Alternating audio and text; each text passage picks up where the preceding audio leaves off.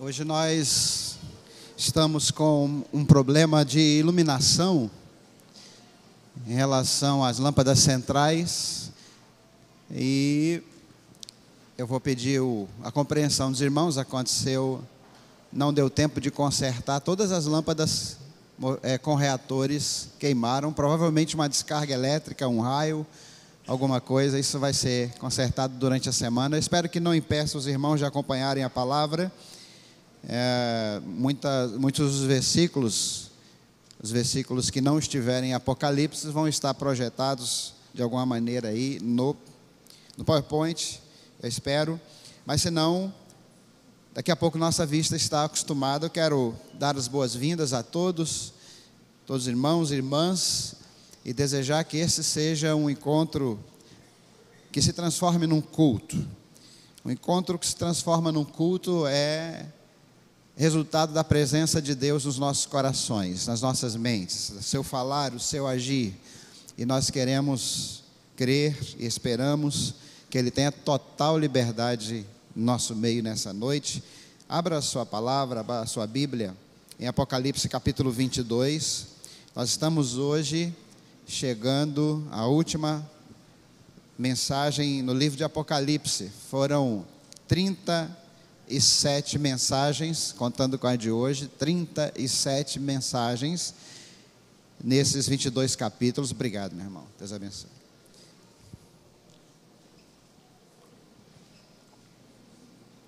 Uma curiosidade, eu imagino, dificilmente a gente tem alguém que tenha conseguido estar presente em todas as mensagens, mas quem sabe tem alguém, né? Pode dizer, não vale pelo YouTube, presencialmente. Alguém assistiu todas as mensagens de Apocalipse, sem perder nenhuma? Quem? Eu vi uma mão levantada, irmã Antônia. Olha, que legal. Mais alguém? Betânia? Eu acho que você faltou uma, hein? Mais alguém? Lá atrás, olha ali, que legal. Todas, 37 mensagens com a de hoje. Eu creio que estão praticamente todas também no nosso canal, no canal da igreja.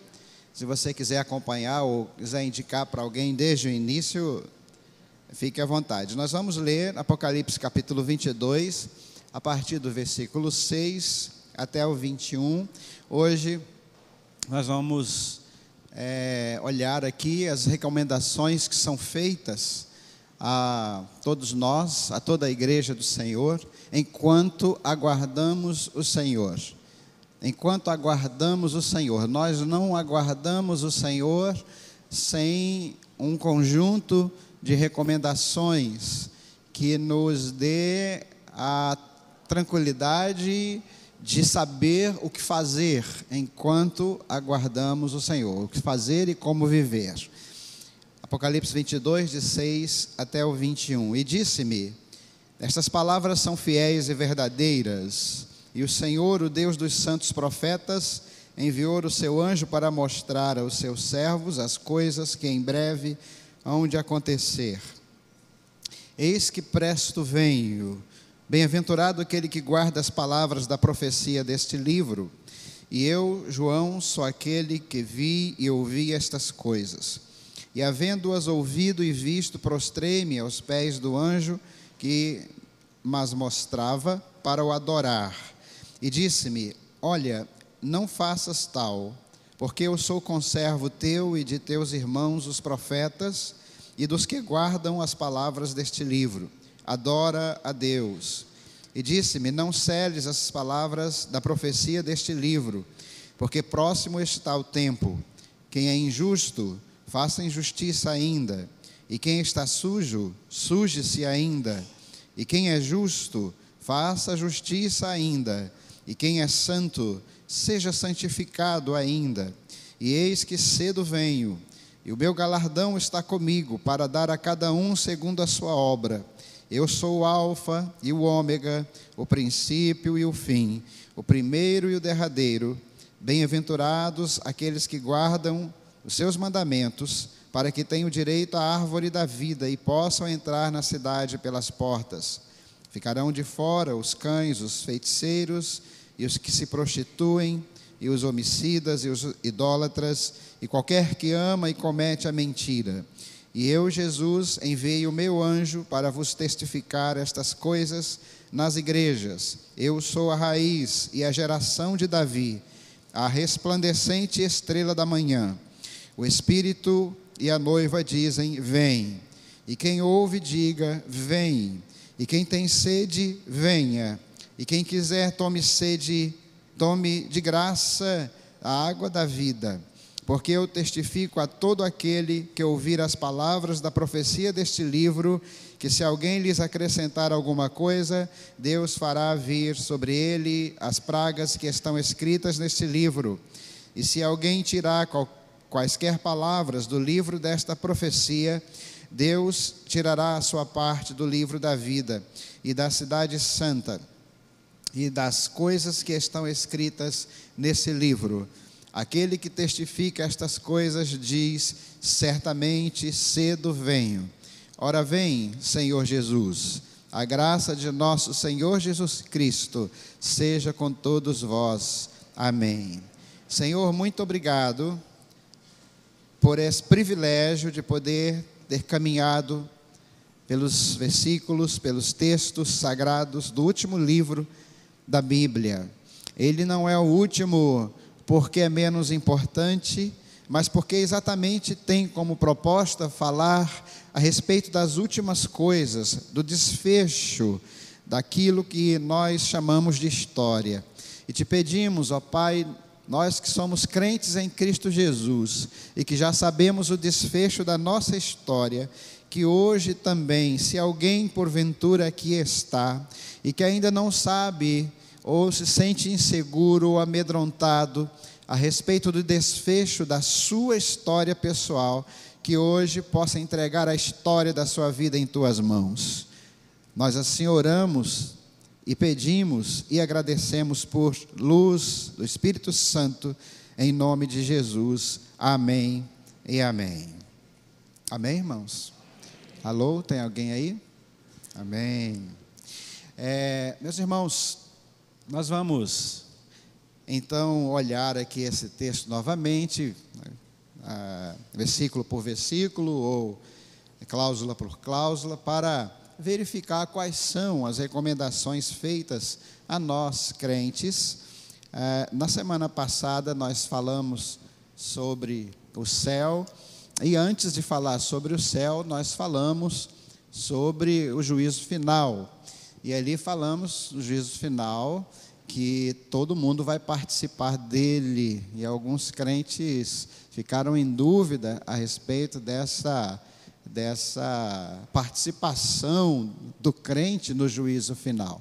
Nós sabemos que existe o juízo diferenciado na Bíblia, um juízo para o ímpio, para declarar a sua sentença, e um juízo para o justo, para declarar a sua bem-aventurança, a sua salvação. Deus aprove a ele fazer isto, não simplesmente fechar a história sem montar um grande tribunal para que todos tivessem ciência do que Deus fez, de como Ele fez, e da sua justiça e da sua absoluta soberania. Então, todos nós estaremos ante o tribunal de Deus. Ele virá julgar os vivos e os mortos. Mas enquanto esse dia não chega, nós precisamos compreender o que Deus espera de nós e como nós devemos viver, não é? Outro dia eu li um texto com um título muito interessante, chamando Vivendo o Traço. E eu fiquei curioso com esse título, Vivendo o Traço, e no texto o autor explicava que o traço é aquele intervalo que tem entre o ano de nascimento e o ano da morte. Você tem lá, normalmente, quando as pessoas já passaram por esta vida, tem o ano do seu nascimento, um tracinho, e o ano da sua morte. Nós estamos no tracinho, né? Até a hora, até agora, até daqui a pouco, até quando Deus quiser, estamos vivendo o traço. Ainda não foi escrito o ano da nossa morte. Então a gente precisa saber viver o traço, viver aquele intervalo, aquele íntere, esse tempo, essa graça que Deus nos dá entre o ano do nascimento e o ano da nossa morte. Então, eu desejo vida e saúde a todos, plena, abundante e em boa quantidade. Agora vocês dizem amém, né? Então, mas eu não posso decidir sobre isso. Quem decide é Deus. Quanto tempo nós temos de vida? Muitos aqui terão muitos anos, muitos e bons anos, como a nossa classe Vida Abundante, né? Nós temos ali pessoas já com bastante idade, tá certo? Então, outras, infelizmente, não vivem tanto. Nós não sabemos disso, precisamos estar preparados, no entanto, para ter uma qualidade de vida nesse tempo que nós temos, que o Senhor nos der. E qualidade de vida, nós acreditamos e vem do Senhor. A verdadeira qualidade de vida, a verdadeira vida abundante vem do Senhor.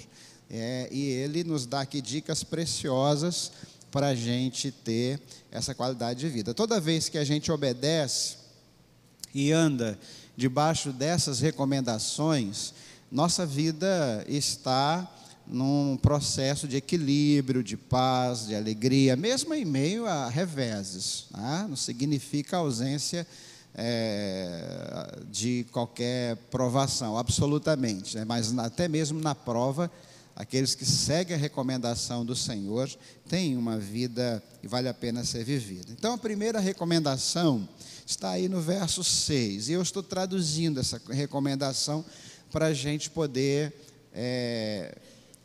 compreendê-la melhor. Diz assim: evite viver sem rumo, confie na palavra revelada. O versículo 6 diz o seguinte: disse-me, estas palavras são fiéis e verdadeiras, e o Senhor, o Deus dos santos profetas, enviou o seu anjo para mostrar aos seus servos as coisas que em breve hão de acontecer. Se a gente pular para o verso 18 e 19, em Apocalipse 22, você vai ler o seguinte: porque eu testifico a todo aquele que ouvir as palavras da profecia deste livro, que se alguém lhes acrescentar alguma coisa, Deus fará vir sobre ele as pragas que estão escritas neste livro. E se alguém tirar quaisquer palavras do livro desta profecia, Deus tirará a sua parte do livro da vida e da cidade santa e das coisas que estão escritas neste livro.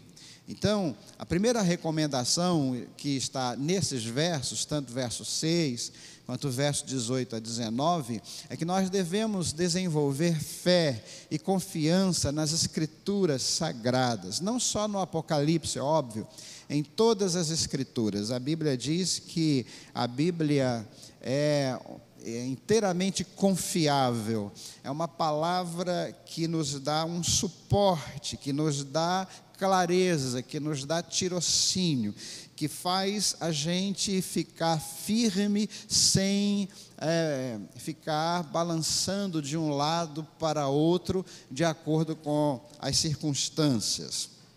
Há um verso no Salmos 119 e 105 que diz o seguinte, Salmos 119 e 105, vamos ler juntos? Lâmpada para os meus pés é a tua palavra e luz para o meu caminho. Jesus disse aos fariseus que estavam questionando por algum motivo, que eles erravam por não conhecerem as Escrituras e, consequentemente, não conheciam também o poder de Deus. Ele disse assim mesmo: errais por não conhecer as Escrituras nem o poder de Deus. E é interessante que a palavra usada por Jesus, que foi traduzida por errais, tanto pode querer dizer como cometer um erro, acreditar em um erro, seguir em um erro, por não conhecer as Escrituras, e consequentemente nem o poder de Deus, como também quer dizer andar errante, andar sem rumo, não ter direção, não saber para onde está indo. Então, nesse mundo confuso, nós precisamos acreditar na palavra de Deus. Alguém escreveu para mim assim: Alguma preocupação para o dia 23? Foi uma amiga, uma irmãzinha aqui da igreja. Alguma preocupação para o dia 23? Aí, quando eu li, eu achei que era programação, porque o nosso corretor é o maior traidor, né? O corretor do WhatsApp é muito traíra. Ele troca as nossas palavras. Eu falei, acho que eu vou estar em Guajará. Aí, ela falou, não, é programação, é preocupação mesmo. Eu falei, mas o que tem o dia 23? Aí ela falou que tinha umas pessoas aí falando que vai ter um alinhamento dos planetas e que estão falando que vai ser o arrebatamento no dia 23. Dia 23. No primeiro momento eu falo assim, meu Deus. Aí eu falei para essa irmã, querida irmã, para ela ficar tranquila, confiar na palavra de Deus. Porque o que a palavra de Deus diz? Daquele dia e hora ninguém sabe, nem o Filho, nem os anjos, mas tão somente o Pai. Pode ser que aconteça, mas não será porque alguém disse que iria acontecer, porque também pode acontecer agora, pode acontecer amanhã, pode acontecer daqui a pouco. Então não fique preocupado. O próprio Cristo disse assim, olha, não fiquem preocupados quando disserem eis que o Cristo está ali ou acolá. Não fiquem preocupados, porque assim como o relâmpago que sai do Oriente e se mostra até o Ocidente, assim há de ser a vinda do Filho do Homem. A Bíblia não fala de um arrebatamento secreto, a Bíblia fala da vinda de Jesus, e então Ele vai arrebatar a sua igreja. E isso pode acontecer a qualquer momento, por isso Jesus fala o tempo todo, eis que breve venho, porque pode ser a qualquer momento. Então, não fiquem preocupados, aproveita a dúvida dessa irmã para responder, quem sabe, a dúvida de tantos outros que estão começando na fé, ou então nunca se preocuparam em estudar o Apocalipse, ou evitaram. Você sabia que eu procurei comentários e comentaristas de todas as épocas e de todas as origens sobre o Apocalipse, e achei interessante que vários comentaristas escreveram livros sobre os diversos livros da Bíblia, e poucos deles fizeram comentários sobre Apocalipse. Por exemplo, Calvino tem um comentário para cada livro da Bíblia e não tem um comentário para Apocalipse. Talvez não tenha dado tempo, ele tenha deixado Apocalipse por último, e aí ele morreu antes de conseguir escrever. Mas eu creio que a gente tem a tendência de deixar o Apocalipse para depois, e tem muita gente que precisa estar melhor informada a esse respeito. Então, evite viver sem rumo. Confie na palavra do Senhor. O que a palavra do Senhor diz é que deve balizar a nossa vida. Não é o que o pastor que está na televisão, não é o que o pastor que você admira, o que você confia, ou aquele pregador internacional diz, mas sim o que está orientado na palavra de Deus. Existem partes da palavra de Deus que a gente gosta mais, que nos agradam mais. Existem outras que a gente gostaria que nem tivessem ali, porque atingem de frente o nosso pecado, atingem de frente a nossa fraqueza, atingem de frente aquilo que a gente não quer mexer, que a gente quer deixar como está. Mas a Bíblia é clara em dizer, não mexe não. Não tire nenhum tio, nenhum jota, não acrescente nada, não recorte nada. Tudo que está ali é para a sua orientação. Toda escritura é divinamente inspirada e apta para ensinar, corrigir, redarguir em justiça, para que o Filho de Deus seja apto para toda boa obra. Então, leia a Bíblia, estude a palavra, oriente sua vida por ela e não por aquilo que está sendo dito aqui ou ali. Segunda recomendação, não seja ouvinte esquecido, mas guarde a palavra no seu coração. O versículo 7 diz, eis que presto venho, bem-aventurado aquele que guarda as palavras da profecia deste livro. Veja, a primeira orientação diz respeito a confiar na palavra, a declarar de todo o coração que a Bíblia é a palavra de Deus, sem mescla de erro, autoritativa em matéria de fé e prática. É uma declaração de que você confia nessa palavra. A segunda recomendação é uma declaração de que você vai viver por ela, de que as orientações dela vão organizar a sua vida, ou que você vai organizar a sua vida no entorno das orientações dessa palavra, e especialmente que você vai ter um parâmetro de vida, especialmente seus parâmetros éticos serão definidos pela palavra, e não por aquilo que era pecado e deixou de ser pecado, porque o que é pecado para sempre, e isso não muda, e sim pelo que a Bíblia diz. O Salmo 119, vamos voltar aos Salmos, versículo 11, versículo também bastante conhecido, vamos ler juntos? A tua palavra escondi no meu coração, para eu não pecar contra ti. Então, segunda recomendação, ela é uma consequência da primeira. Se você confia na palavra, encha o seu coração da palavra. Aprenda a palavra, apreenda a palavra. Encha sua mente dela. A maioria de nós é presa fácil das tentações, do pecado, porque o Espírito Santo reage aos ataques de Satanás. A arma que nós temos é o quê? A espada do Espírito, a arma de ataque e também de defesa. Você vê que com a mesma espada se ataca e se defende. Então, veja como Jesus resistiu a Satanás. Satanás ataca Jesus com a palavra distorcida, e Jesus defende-se dos ataques de Satanás com a palavra bem interpretada, bem clara, diante daquelas tentações. Nós também, se nós nos enchermos com a palavra de Deus, cada sugestão do maligno, cada orientação, cada proposta indecente, terá uma resposta escriturística. Deus vai falar a você de modo muito claro. Às vezes as pessoas ficam perguntando qual é a vontade de Deus e ouvem apenas o silêncio, porque Deus não vai revelar o que já está revelado.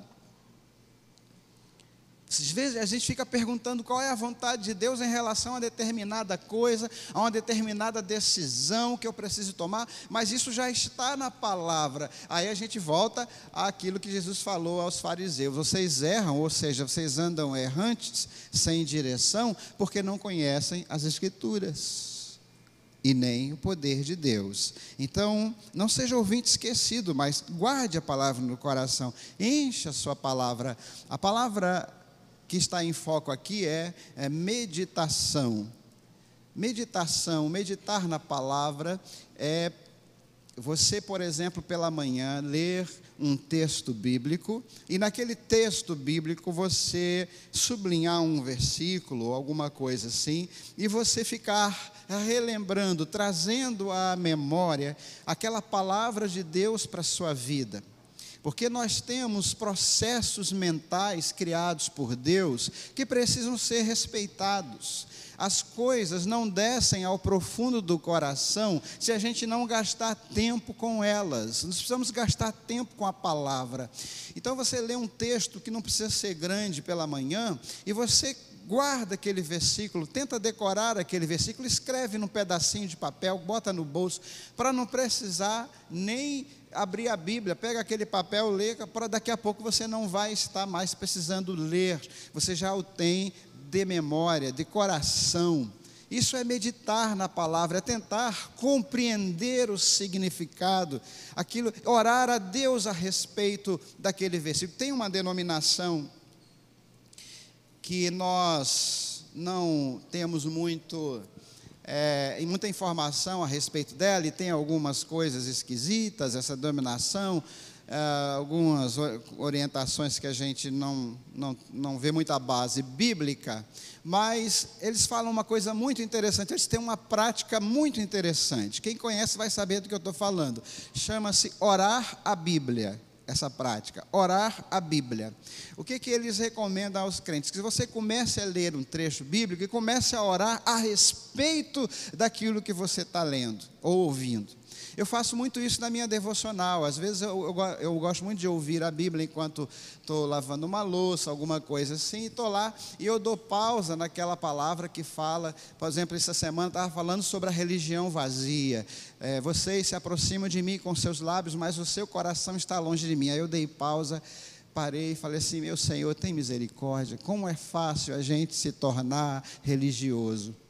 Como é fácil a gente se acostumar a ir à igreja todo domingo, ou às vezes até quarta, às vezes ir no PGM, no pequeno grupo, coisas desejáveis, importantes, mas como é fácil que se torne um costume social, sócio-religioso, e a gente se alegre de encontrar as pessoas, de abraçar as pessoas, mas que isso não significa que eu estou indo lá para te buscar, para te adorar. Oh meu Deus, tem misericórdia de mim.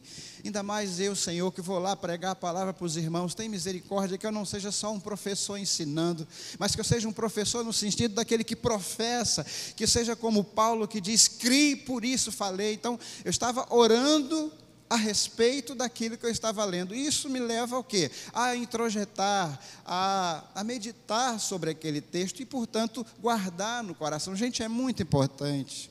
Não deixe seu coração vazio da palavra, porque do que o coração está cheio, disso fala a boca. Às vezes você tem tanta dificuldade de pregar, de testemunhar, teu coração está vazio da palavra. Você tem que ficar pensando: o que é que eu vou falar para esse fulano, o que é que eu vou falar para esse amigo, o que é que eu vou falar para esse cliente, ele me perguntou sobre Deus, e agora? Então, faça um programa de estudo da palavra, uma coisa simples, uma coisa básica. Comece pelo básico, né? A nossa escola bíblica discipuladora é assim, tem o nível básico, nível médio e o nível mais avançado, né? No sábado, todo sábado às 18 horas. Então começa lá no nível básico. Como é que eu faço? Eu vou ler um livro agora da Bíblia, eu vou escolher um livro pequeno, mas eu vou ler, eu não vou só ler, eu vou estudar esse livro, eu vou tirar dúvidas sobre todas as palavras difíceis, as expressões, as doutrinas, eu vou ler fazendo perguntas. Então isso é guardar. Olha, Apocalipse nos dando uma belíssima orientação para a nossa vida: confie na palavra de Deus, dê crédito a ela. Segundo, guarde a sua palavra, encha o seu coração da palavra. Terceira recomendação: não se deixe enganar pelas aparências, adore somente a Deus.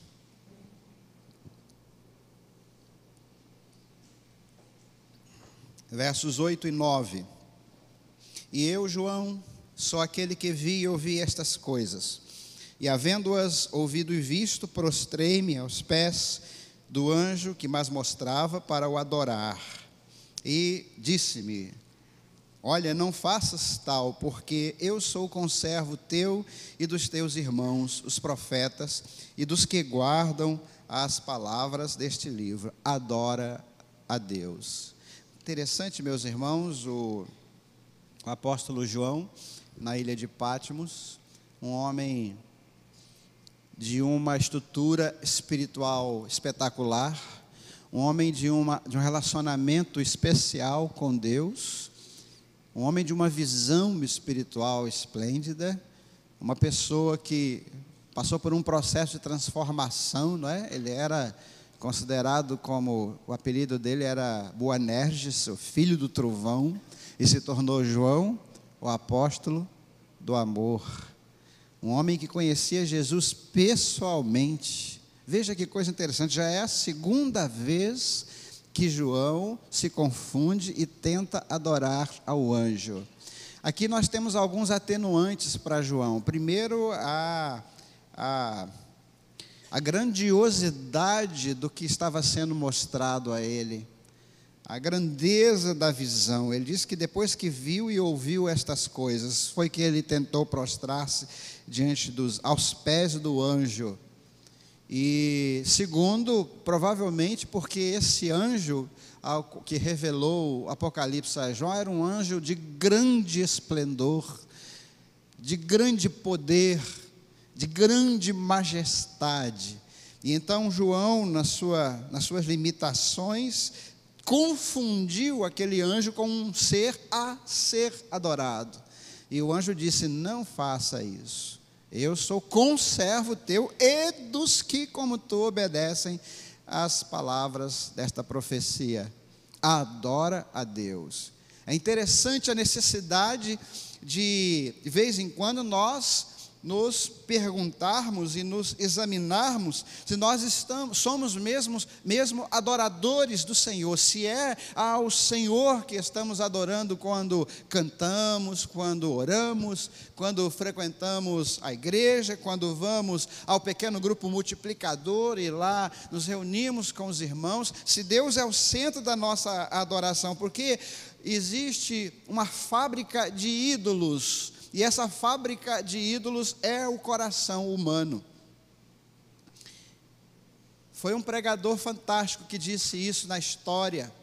E ele falou exatamente nesses termos: o coração humano é uma fábrica de ídolos. Nós facilmente nos iludimos, facilmente nos enganamos a respeito do ser ou daquele que deve ser adorado, daquele a quem devemos adorar, porque nós somos extremamente limitados na nossa percepção da divindade. A questão é, se até um homem como João deu uma escorregada e tentou adorar um anjo, provavelmente ele tinha a plena consciência de que era um anjo, precisou ser orientado sobre isso, como nós também precisamos tomar cuidado, né? Se estamos verdadeiramente adorando a Deus. Lembrando sempre que o nosso conceito de idolatria não é um conceito restrito àquilo que os outros fazem nesse sentido, mas sim aquilo que nós mesmos fazemos. Ou seja, idolatria não é só um retrato, não é só uma imagem, não é só prostrar-se a alguém que não seja Deus. Idolatria também tem a ver com a nossa adoração a nós mesmos. Idolatria tem a ver com a construção de uma realidade onde nós somos o centro. Nós podemos adorar o dinheiro, nós podemos adorar o prazer. Meus irmãos, esses dias eu fiquei sabendo que no nosso país apenas 31% das igrejas de todo o país participam da campanha de missões nacionais. 31% das igrejas. Isso me entristeceu bastante. Olha, eu não tinha essa informação. Peguei essa informação com o missionário de missões nacionais que temos aqui na cidade, pastor Efraim, e eu falei falei: Efraim, você confirma isso para mim? Ele mandou em forma de pizza, né, um gráfico mostrando as entradas da junta e o que entra através das campanhas. É oriundo apenas de 31% das igrejas. E a nossa igreja é hoje a igreja que mais levanta oferta no estado de Rondônia. Faz alguns anos isso.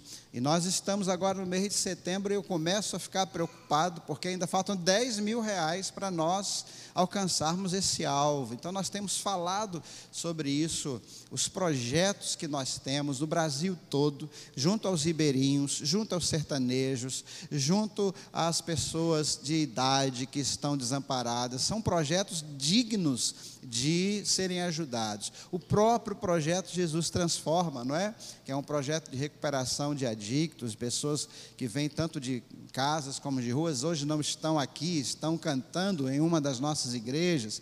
O coral está se apresentando lá no culto no aniversário de uma igreja. Mas nós queremos reforçar isso. Às vezes, nossa relação com o dinheiro é uma relação idolátrica.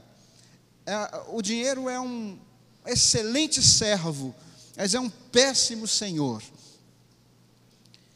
Eu vendi uma casa que nós tínhamos comprado há muitos anos atrás em Cabo Frio e nós não conseguimos fazer uma boa aplicação desse dinheiro em outra casa porque o dinheiro não dava.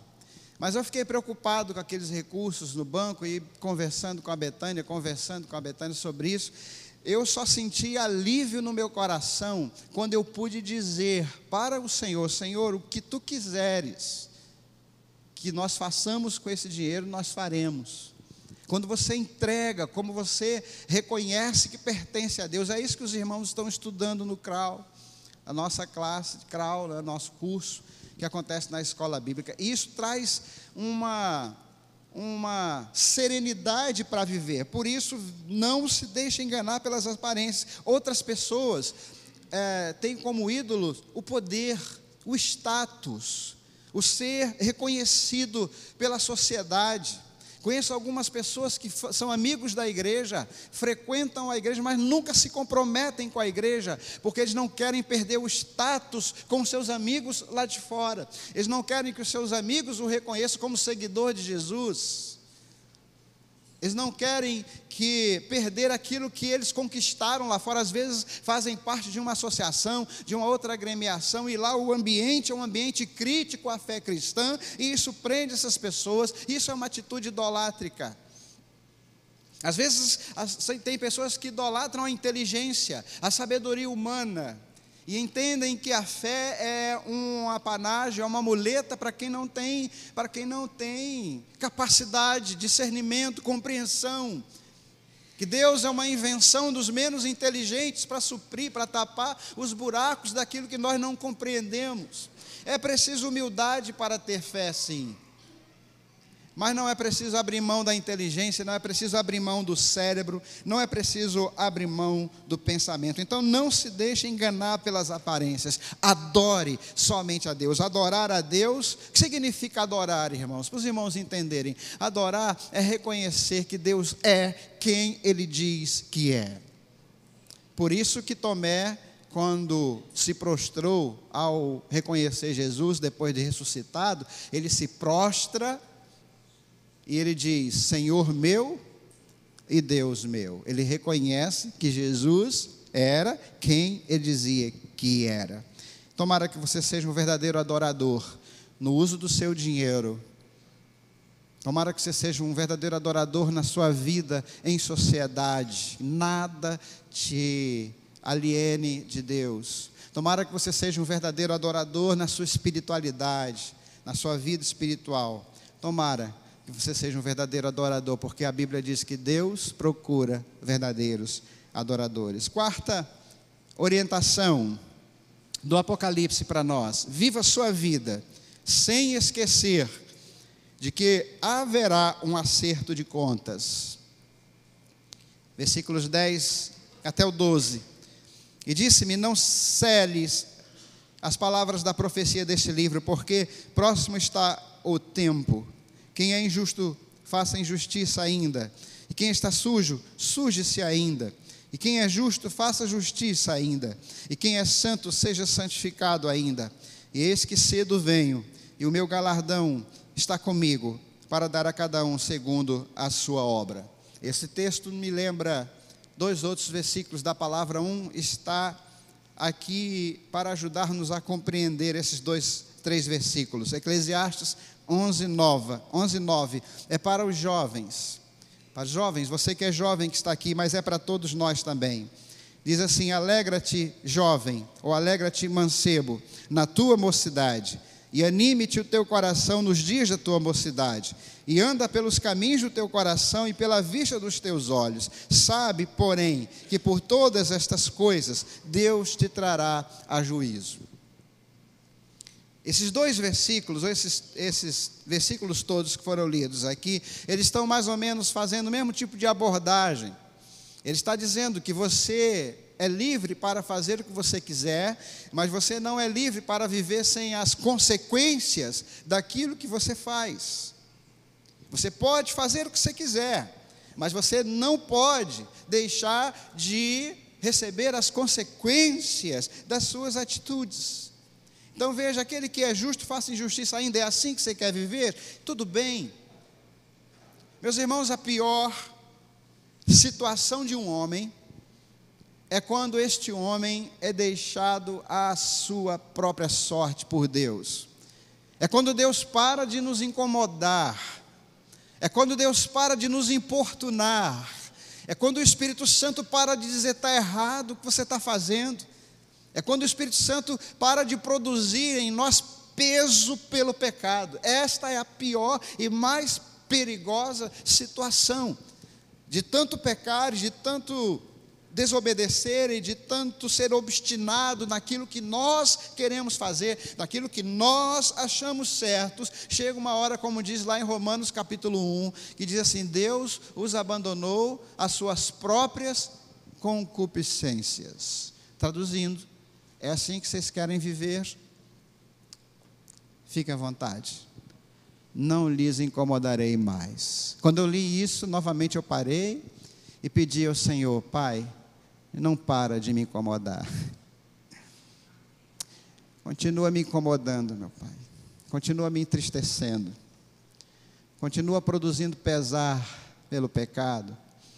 Continua produzindo convicção de pecado e arrependimento na minha vida. Não para de me incomodar. E o outro versículo que não está aí é Hebreus 9, 27, que diz: Porquanto aos homens está ordenado morrerem uma só vez, vindo depois disso o juízo. O que é juízo? É prestação de contas, meu irmão. Você acha que Deus nos daria algo tão precioso e depois não pediria contas? Tão precioso quanto a vida? Ele vai pedir contas da nossa vida. Isso está espalhado por toda a Bíblia e muito concentrado no Apocalipse. Então ele fala assim: não te esqueça que você vai prestar contas. A Bíblia diz que a gente vai prestar contas até da palavra ociosa, prestar contas. Então a gente, vivendo assim, isso nos ajuda e nos livra de muitas coisas. Tem muitas coisas que os homens fazem porque eles acham que não vão ter que prestar contas. Não é assim? A sensação de impunidade. A sensação de impunidade é um dos principais propulsores da corrupção. Aquela sensação de que ninguém vai nos pegar, de que ninguém está vendo, de que nós não vamos ter que responder por isso. Deus não faria isso, gente. Deus não é tolo. Nos dá algo tão precioso e não avisar que vai pedir contas. Então lembre-se disso em toda a sua vida, todos os seus atos. Lembre-se disso em todas as suas decisões. Isso é sabedoria do Senhor. Eu vou prestar contas disso, Pai. Então como é que eu posso agir melhor para não encontrar dificuldades na hora de prestar contas? Versículos 13 e 14 do Apocalipse 29 diz: Eu sou o Alfa e o Ômega, o primeiro e o último, o princípio e o fim. Bem-aventurados aqueles que lavam as suas vestiduras, ou, em outras versões, guardam os seus mandamentos, para que lhes assista o direito à árvore da vida e entrem na cidade pelas portas.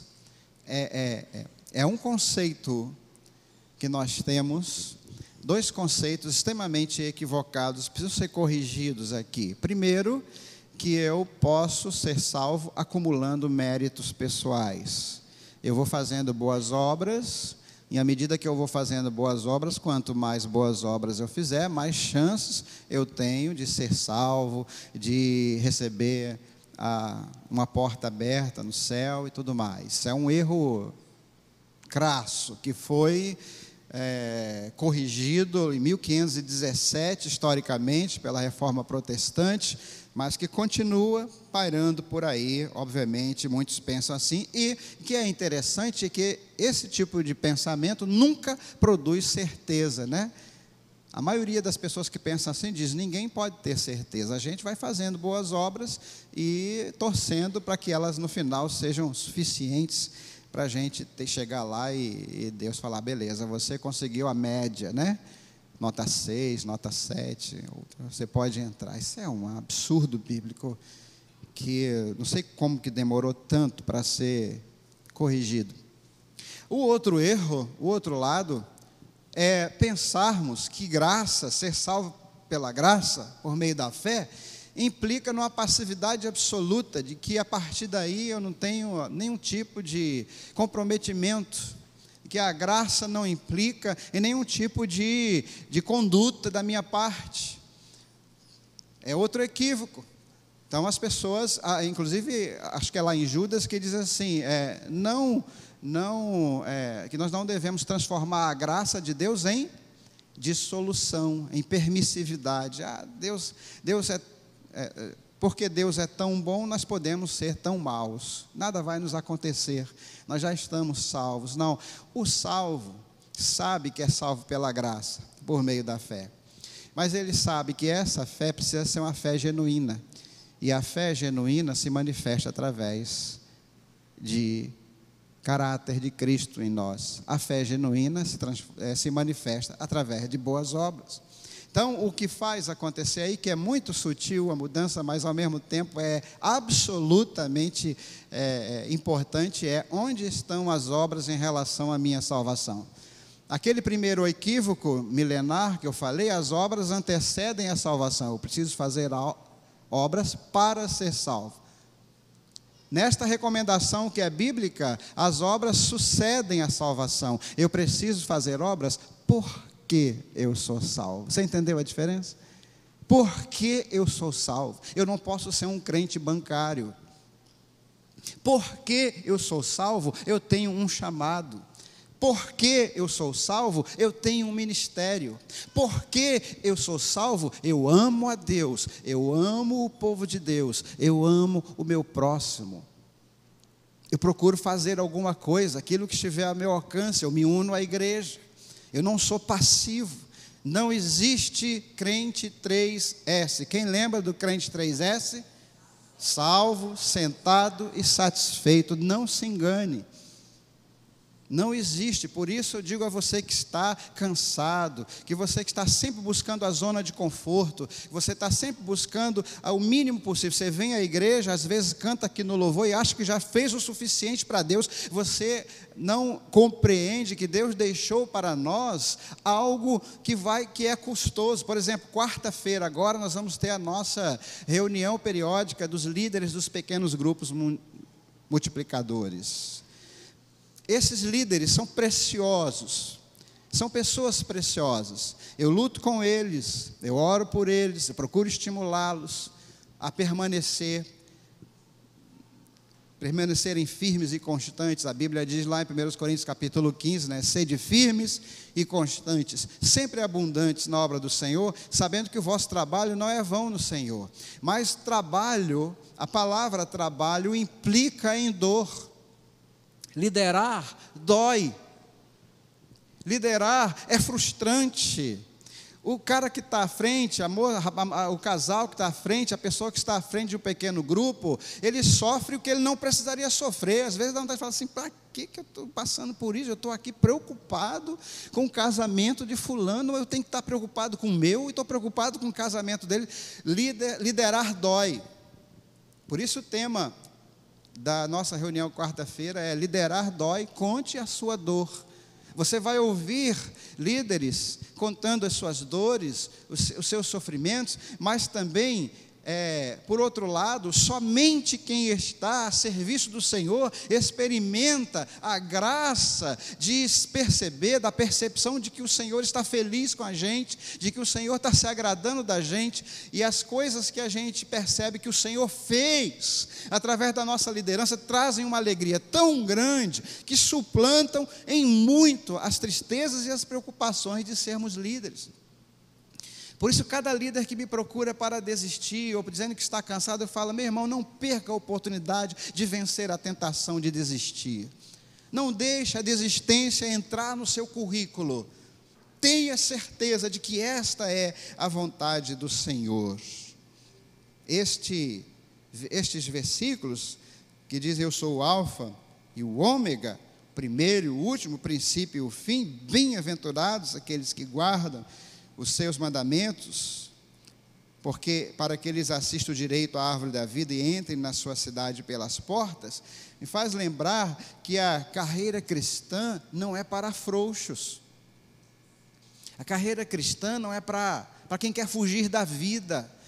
A fé cristã é para homens e mulheres sérios, comprometidos, que sabem que ainda resta um sacrifício.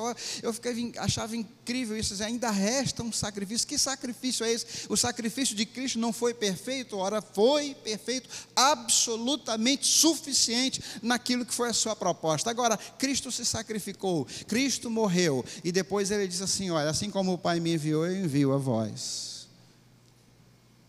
Se nós não fizermos a continuação do trabalho, qual vai ser o valor do sacrifício de Cristo? Ele fala assim: como ouvirão se não houver quem pregue?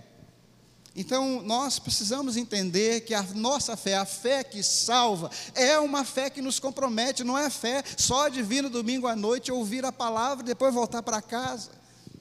É uma fé que nos compromete, não necessariamente, nem somente com os ministérios da igreja, que são vários, que estão sempre precisando de cada um de nós, mas sim também nos compromete com o nosso trabalho, com como nós nos comportamos na sala de aula, com como nós encaminhamos o nosso namoro, nosso casamento, nossos negócios. A fé cristã nos compromete em todos os âmbitos da nossa vida.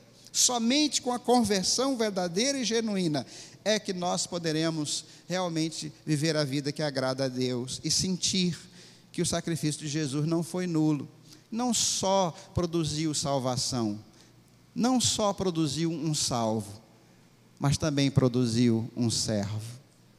Eu espero que o sacrifício de Cristo na cruz não tenha feito de você somente um salvo pela sua fé, caso você já tenha entregue sua vida a Ele, mas que tenha feito de você também um servo, para a glória de Deus. Por último, caso você se sinta excluído, caso você não se sinta à altura, lembre-se que quem convida dá banquete.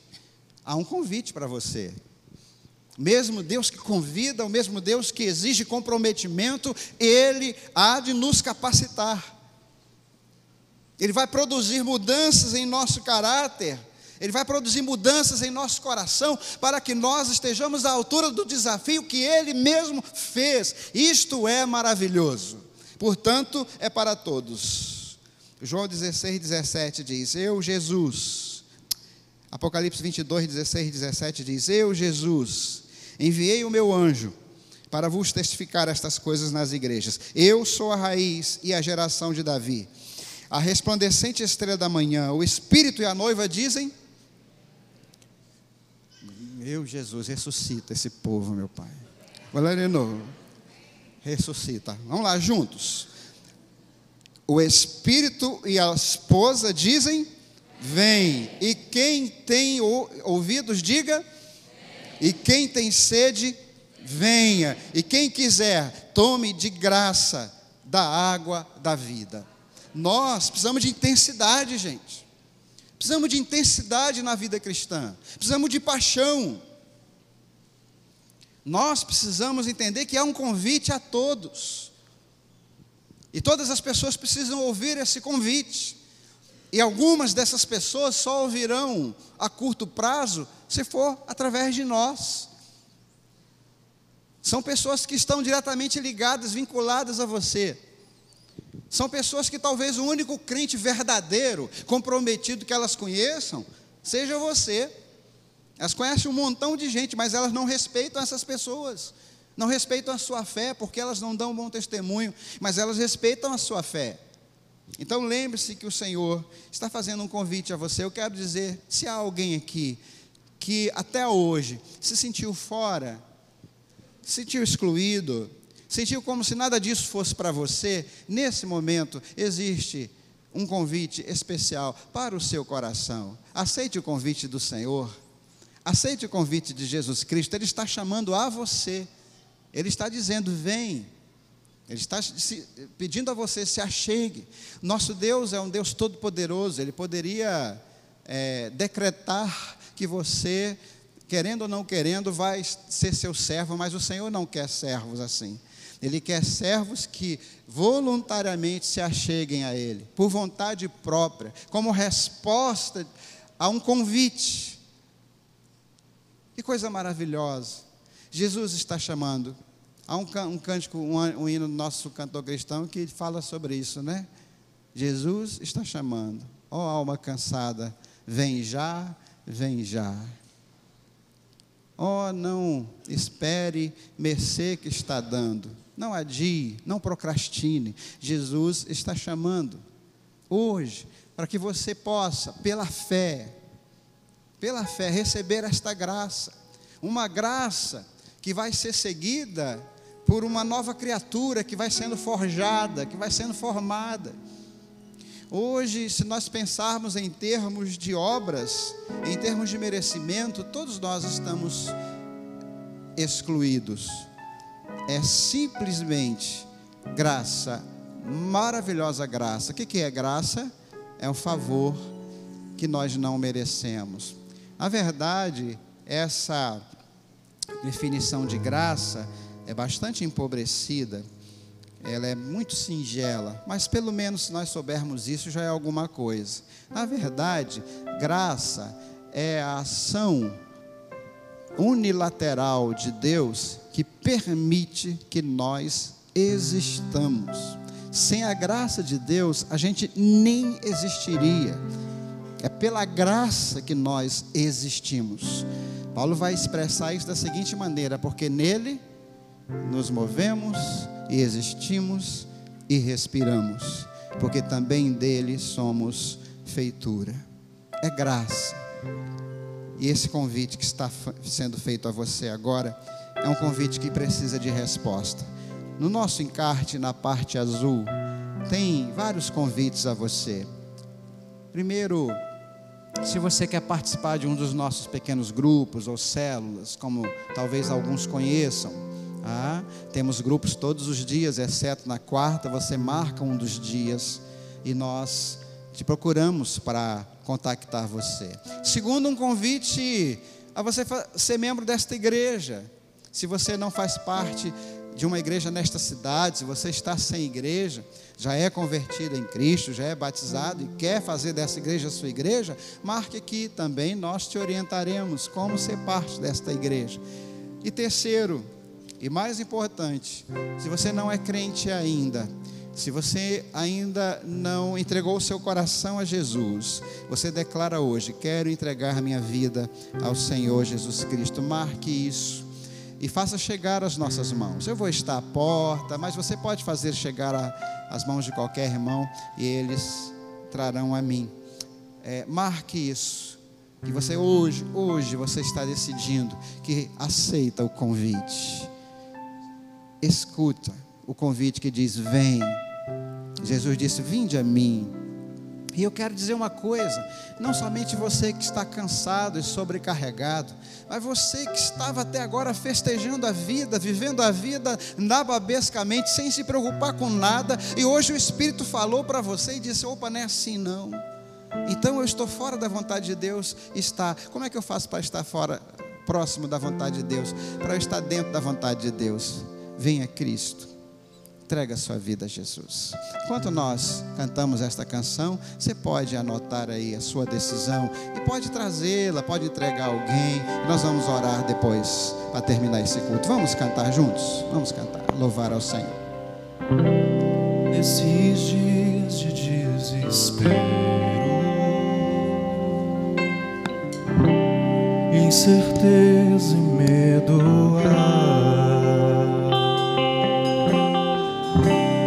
uma salvação eu creio em ti,